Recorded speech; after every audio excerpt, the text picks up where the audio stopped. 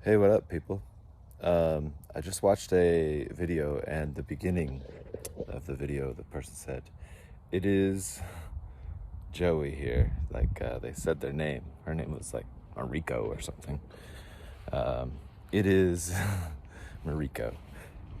Hey guys, it's Mariko. Hey guys, it's Joey. It's Joey. It is Joey. It's Joey. I don't know what I am is exactly. My name, they call me, is Heart Hiker or Joey, or Joking, or Joseph, or Joe, or Rebecca, actually, even LIFE, if you know what that means. Chime in below, have me know, what does LIFE mean? How does it sound to you? LIFE. LIFE, LIFO, LIFE, LIFI. And also, just so you know, I spell that Joey, and I make the Z silent. It's a shout out to my bro, G.O.D. Rogers, G.O.D. Rogers, Gerald the homie.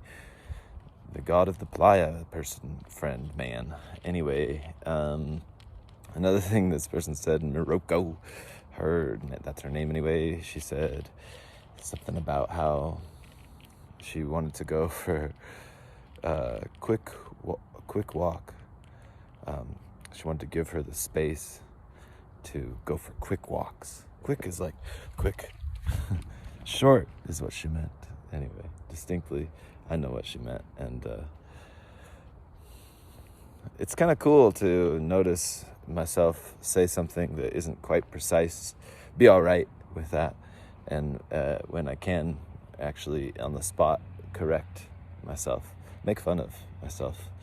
If I say, maybe just go for a quick walk. Not that quick walks aren't bad, you got those people who do the quick walking thing, that's good too. But I think I know she meant short walk, as like a gift to give herself, like whatever short would be for her, perhaps 20 minutes, perhaps 5, or a few. Anyway, it's Joey. This is his name, Joey. This is another thing about words I want to say here, and it has to do with jargon. I was out with a friend hiking, and he pointed up to the sky, and he said, "Hey, look, that's Jupiter." Or I think it was Jupiter that he said that was, whatever that was. It was a while ago, in the sky, some light. And I go, no, bro, that's called Jupiter. Of course, we know what people mean when they say these things, but there's something about jargon that, like when my friend said that's Jupiter, we know that he meant that it was like it's the planet that has the rings around it, right? I know Saturn does. He said that's Saturn, that's the planet that has. Jupiter, I think, is the most massive planet in the cosmos or something like that.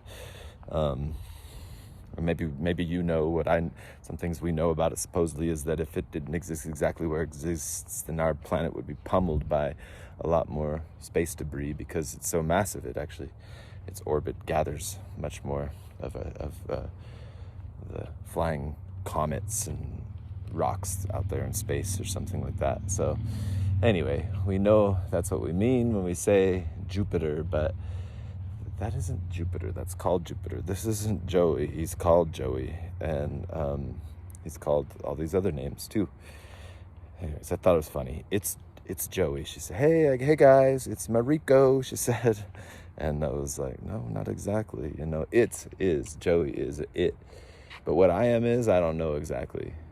And that planet is called Jupiter is fine by me. But that planet is Jupiter isn't exactly true. So too, may this distinction apply socially to us when we talk about categories and jargon. For instance, socially speaking, we could say I had it said to me when I first moved to Toronto by my manager. We were in a conversation, a really cool conversation, talking about the world and politics and stuff, and he goes, then you guys went and bombed Iraq.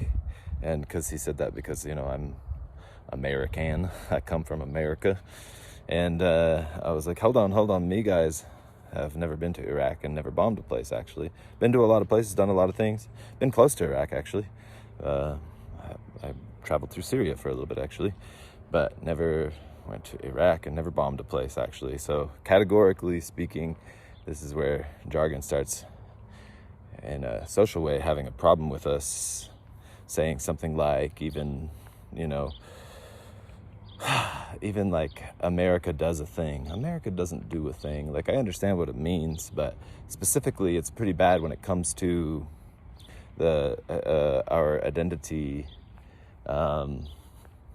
thinking that it did a thing that we all either know we don't believe in or defend, I think dumbly, perhaps, like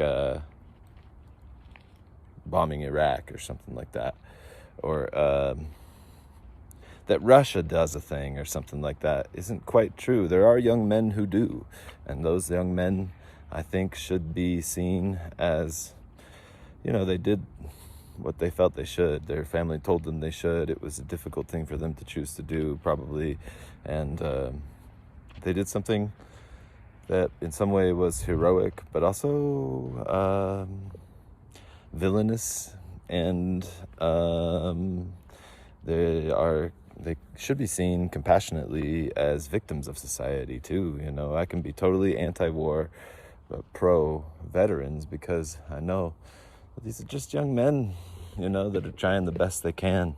And to say that Russia does a thing conflates a lot of things, and then to diminish, to say that Hitler does Hitler killed lots of Jews isn't actually true. Maybe he didn't even kill one, actually, and doesn't mean that his leadership wouldn't be awesome if it had gone other way, and wouldn't be pivotal.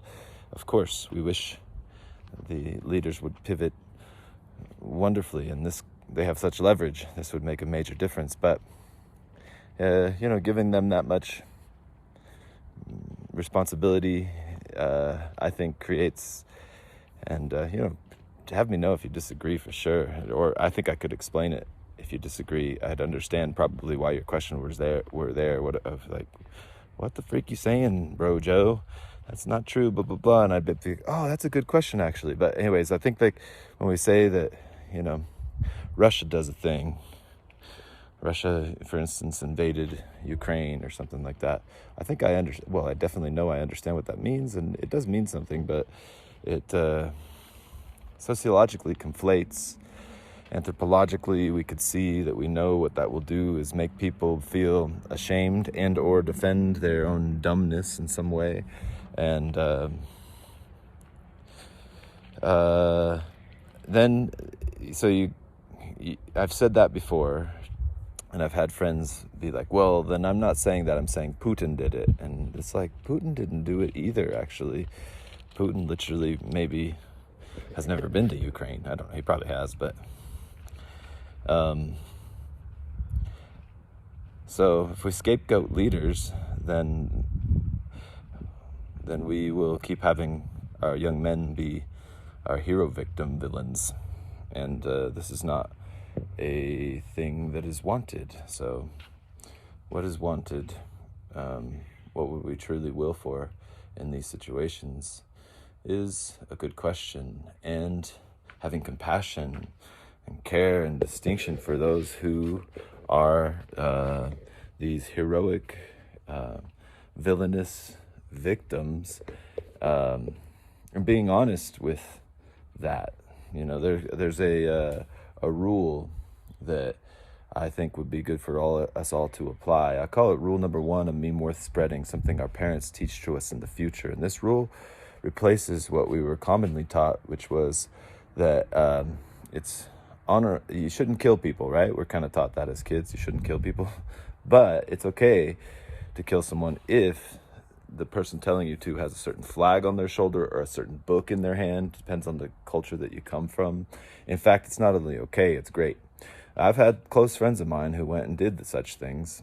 They went to Iraq, and I lived with a man who did that. And he liked the fact that I really asked him lots of questions, actually. And, oh, hey, Hart, I'm not sure who sent that Tell me who you are. Person who wrote, who tapped that, I'm not sure who you are.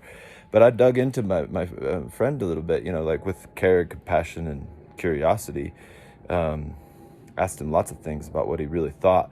And he thought that what he was doing was bullshit, actually. Hey, Inga, what's up, sister? Oh my God. Nice to have you on here, dear. Hey. And he honestly thought that what he was doing was bullshit. I know that he was benefited by doing it in some way, too. It made him a stronger man, a better man in many ways, but also conflicted, And I asked him, as someone who believes that you didn't do what was wonderful there, that you say that everybody on your crew was all like, what are we doing here? This is what this friend of mine that I lived with said. He was stationed off the coast of Iraq for a long time, and none of him and his buddies really believed what he did. He asked him lots of things about, okay, and that's an interesting, dichotomy, and it was a cool conversation. And he said, man, people don't ever ask me these kinds of things. And I was like, what is it like when you get like honored, He's like, that's confusing, actually. He said, and I can tell you that's confusing for like kind of like most of us in some way. He's like, most of us are kind of like, they like, we know what they're doing. And he said, speaking for him, my friend, he might not have said it exactly these ways, but something to the effect of that, knowing that that he didn't believe in what he was doing, and that people, would like stand up and clap for him. It's a really confusing position to be in, Hey, what's up, Mikelion? Anyway, it's a little bit about some language, about jargon, about what I am is, It is Joey. I am Joey. No, not exactly. My name is. Okay, we could say that, and that is a cloud. No, that's called a cloud, Do you see my finger? Is my finger there? Oh, that is a cloud. No, that's called a cloud. It's not a cloud, that's jargon. And categorically speaking, or compassionately communicating as human beings, when we talk about ourselves as categories, most people are identified with a category, and that's kind of okay. It's fine. Anthropologically speaking, we can say that it has effects, I know that I am, even though I lived in Canada for 10 years, people would ask me, actually, for instance, one category I come from is a Mormon. I'm a Mormon, officially on the books in some office downtown in Salt Lake City. I am a Mormon, and in my heart, in many ways, in my development, it's my roots. So even though I lived in Canada, people would sometimes ask me, like, hey, are you a Mormon? I'd be like, well, I'm a Mormon the same way I'm American. Isn't that funny? A-American, A-Mormon.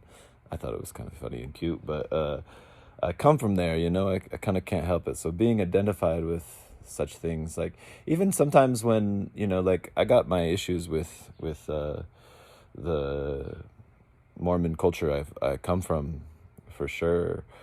And some of my friends who aren't Mormon and would like to criticize, any sort of religious sort of thing, I know that they don't know, sorry. They don't know, they're missing out that Mormon culture actually gives something that culture at large doesn't give. And so it's natural for a culture to want to defend what it is, where it comes from, what it's about. It knows that it has certain treasures that people outside of it can't see. Maybe within it, they can't admit to the traps it has too, I think that's true.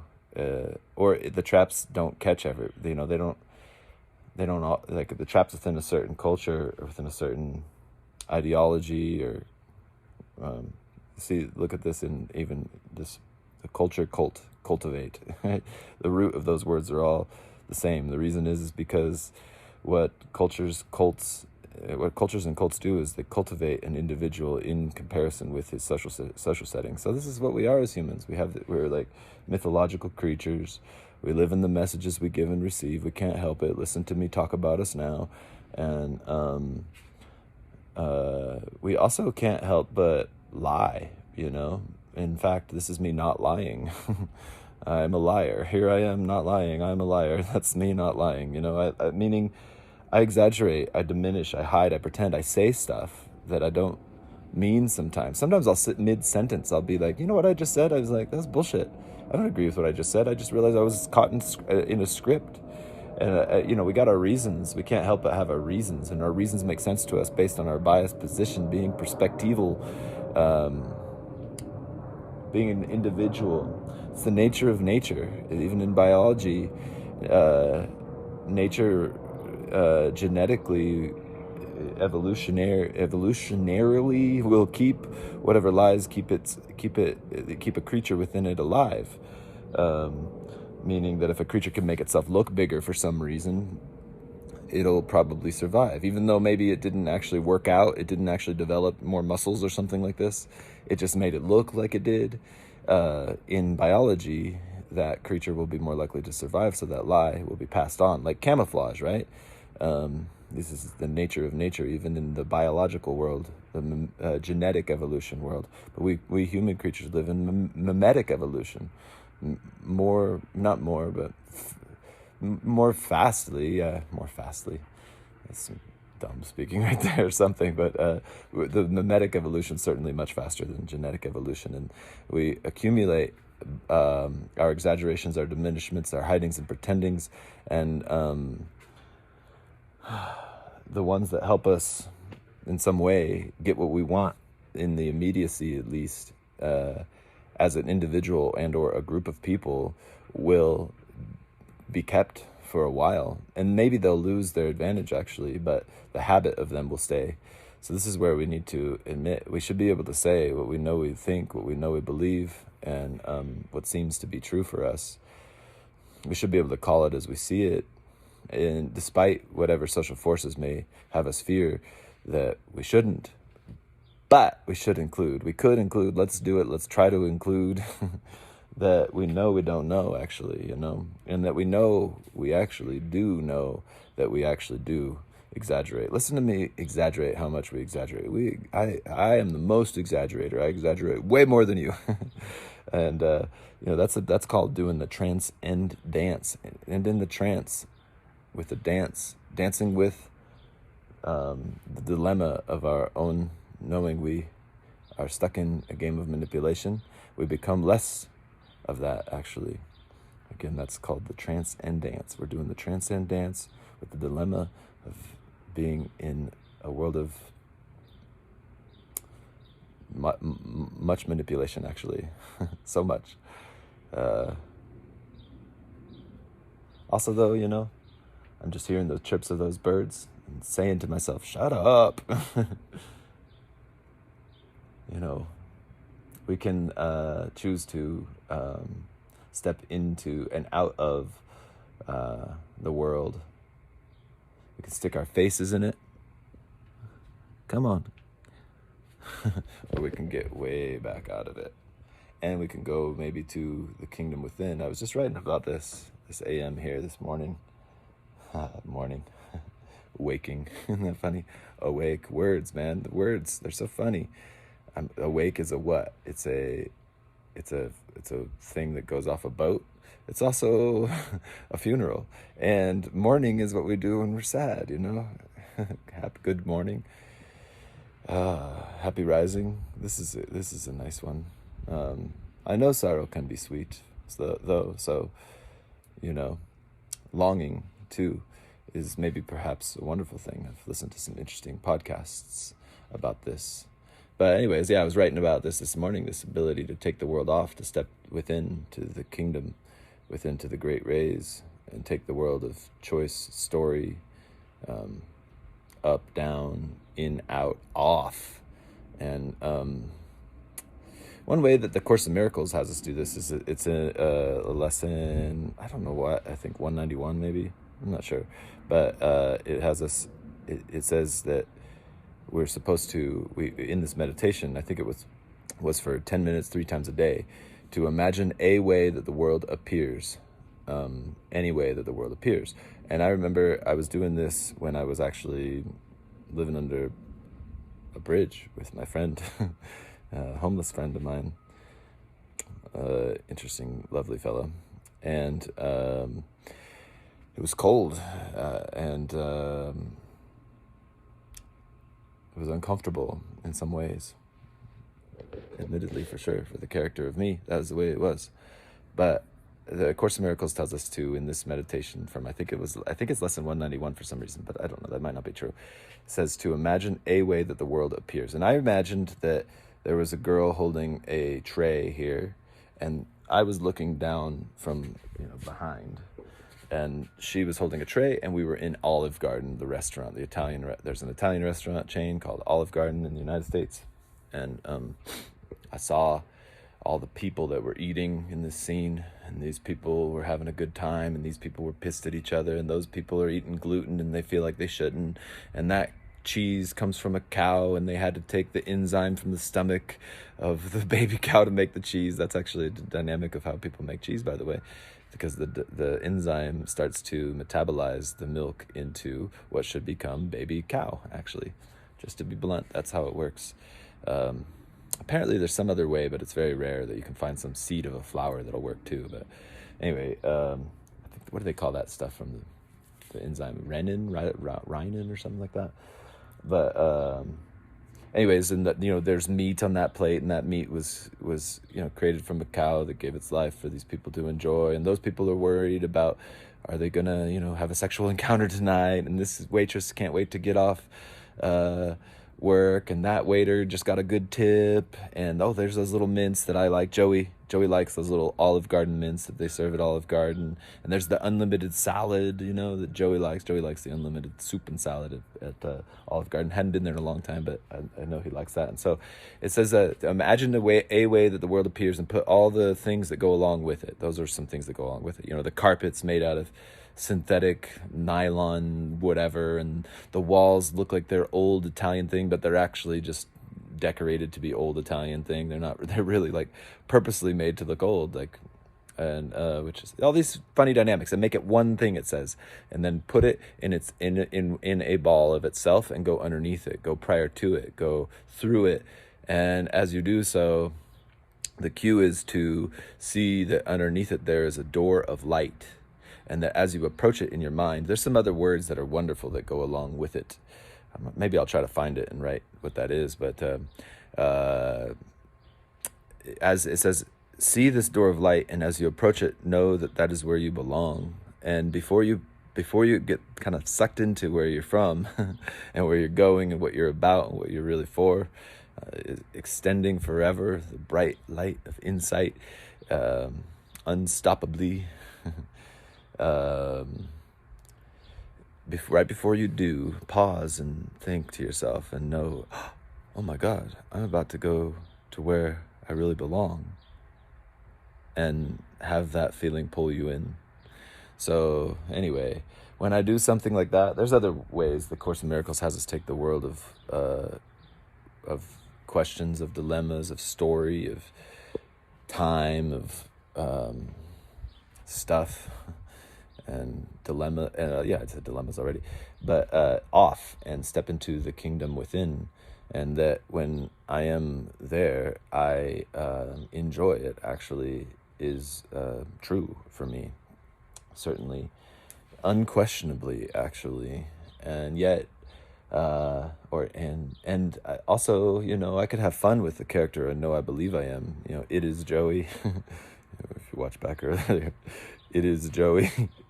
I can have fun with this character, actually even more so because I take it off, because I have took it off, because I've touched the kingdom within. I am able to speak more wholly, fully, funly, solely, perhaps not exactly, precisely, and maybe extremely precisely. So, feeling that I have touch, I'm in touch, there is the ability to know that we can step within to something that is accessible to us. We can cross-train that with the practical world, the world of practice. Isn't that great? Listen to that. The practical world, the world of practice. Practically speaking, this is the world of practice. This is my story speaking. This is me. This is it. Joey, I am it. It's Joey speaking and playing around with how to make the story a wonderful thing. and inspiredly. A story for giving. For giving. For what? Giving. In English, this word is awesomely, a little bit more awesome than other languages I speak. In Russian, it's not as, there's power to it in Russian too. But in English, what is forgiveness? It's for what? Giving. Forgiveness. What do I want to give? I'm going to give a story that and the ability to step out of a story, but a story that's forgiving, that sees through, that forgives not the world of what it is, but the world of the meaning we've given it, and can see underneath the separate crashing waves that you and me think we are, that there is a shared sense of self that's much deeper. And like the metaphor of a movie, the story is made of shadows on the screen. Behind it, there's a light that we can, with our minds, remind, to bring, to see through the illusion and to choose. Like in the metaphor of Jesus, it doesn't say so, but why not apply it? Like while we're being crucified, that we don't have to have a problem with it in some way. There's certain jungle medicines. There's a certain eye medicine that you put in your eyes, and it hurts a lot. And these things that's like the intensity of that. I can actually, there's a part of me, my nervous system, which is trained to, fight against it. But there's a part of me that if I can just keep remembering that I don't have to fight against this, it's extremely sensational, but it isn't a problem, actually, then I can get to bliss. Actually, wonderfully so in that way. Another metaphor in this way would be like Fight Club, the movie Fight Club, when Brad Pitt's character in the basement's getting beaten up. You can't hurt me, we need to be compassionate with ourselves from a humanistic level, and it's okay, That hurt. Oh, I'm sorry, bro. You okay? I could say this to myself as the kid I think I am, as my own first child. I am my own first child, so I can transcend pain and time and space in many ways. Some of them I talked about earlier in this live feed. Also, though, I can be compassionate for the kid I am, and if I am saying I am feeling sad, I can say, no, bro, Joey feels sad, and he is the character who I am to care for most. Joey, it's Joey. Remember, that's earlier from the video too. It's Joey. I am Joey. No, this is Joey, or this is called Joey, just like that's not a cloud. It's called a cloud. That's some references again to jargon and stuff like this. Anyway, all the ways, enjoy. Ciao.